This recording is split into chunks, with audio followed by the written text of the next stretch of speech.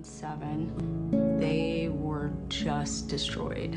I mean, you could see the sadness in them all the time. I think it's cruel, and like, I'm not saying he doesn't deserve anything, but he did serve his time, and I think he's in there long enough. Like, the minimum should have been like 5 years, maybe. 55 years is way too much. United States of America, in consideration of the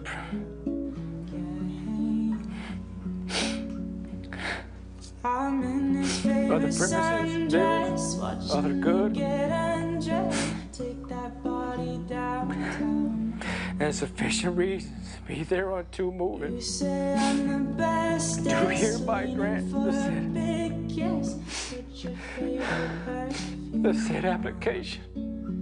Mandatory minimum sentencing laws have been misused by the Department of Justice because they are frequently directed against low-level offenders contrary to the intent of Congress.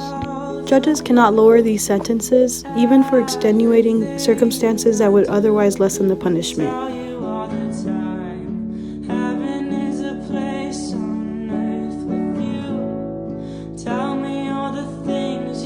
These laws were passed to ensure that certain criminals served long sentences. However, critics of the system claim that these laws are cruel and inefficient.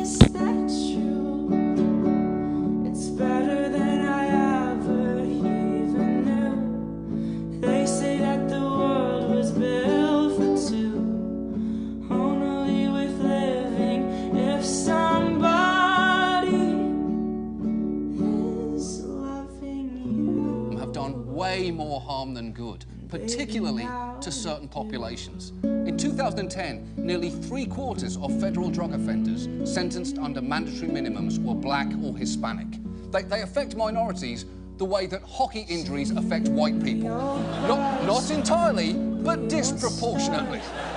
Now, luckily, at the federal level, we've reduced some mandatory minimums. Lived with her were doing bad things, and that's why she's there, because she was actually with those kids. So basically, I lived in the home. I didn't sell these drugs. I didn't buy these drugs. I'm the girlfriend. Any crimes that he committed while we lived together, I was charged with.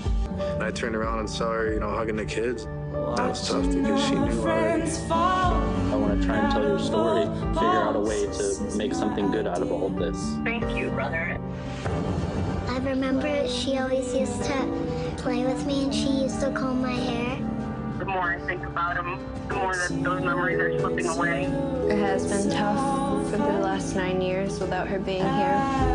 There are thousands and thousands of people just like her, serving the same ridiculously. When her mother went away for 15 years, who has raised her? What's it like? What does she know? What does she absorb about what happened to her?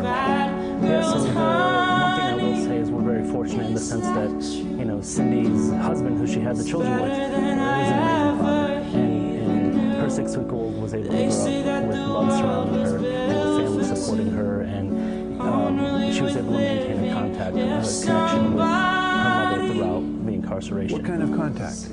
Mostly phone calls. And baby, now you do.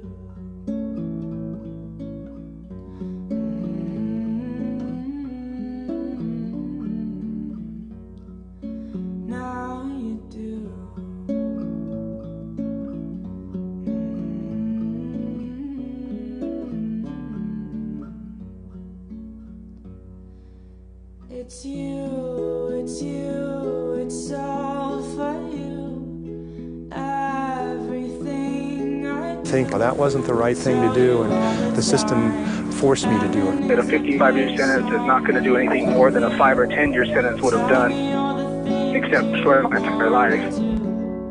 I heard that you like the bad girls. She's non-violent. She just basically got addicted to drugs. She needed help. She didn't need lockup. The judge had sentenced him. He had no say in the matter. His hands were tied. Like I said, my hands are tied. I can't do anything for you, Mandy. I got to give you 15 years. Locking her up was stupid, but I mean, that's the law. Sometimes the law's stupid. She had her whole life ahead of her. so much, you know, she's missed out on.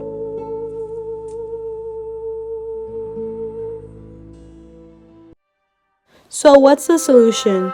There are currently some alternative guidelines created by expert commissions that give the courts flexibility with sentencing ranges for each crime that depends on the offender's criminal record and the seriousness of the crime. What can we do? We can spread the word because Congress and state legislators are the only ones able to change these laws, and they will only change them if we tell them to. So talk about it, write to your legislators, donate to FAM, and educate those around you.